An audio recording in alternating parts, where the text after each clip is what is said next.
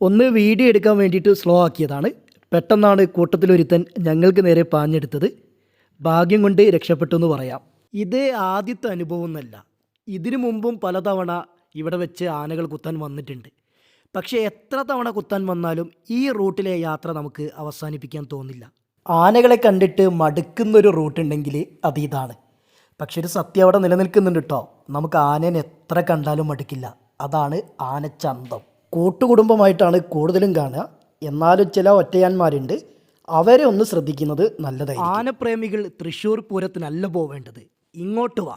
ഇവിടെ എല്ലാ വെറൈറ്റിയും ഉണ്ട്. കടുവയും കരടിയും പുലിയുമെല്ലാം ഉള്ള ഈ കാട്ടിൽ പക്ഷേ ആനകളുടെ എണ്ണം വളരെ കൂടുതലാണ്. മാനും മയിലും ഇവിടെ കോമൺ ആണ്. അത്യാവശ്യം കാട്ടുപോത്തുകളെയും അവിടെ ഇവിടെയൊക്കെ ആയിട്ട് കാണാം. ബന്ദിപ്പൂർ മുതുമലൈ റൂട്ടാണിത്. ഇവിടെ നമുക്ക് നമ്മുടെ വണ്ടിയിൽ തന്നെ ഒരുപാട് ദൂരം കാട്ടിലൂടെ സഞ്ചരിക്കാനുള്ള അവസരമുണ്ട്.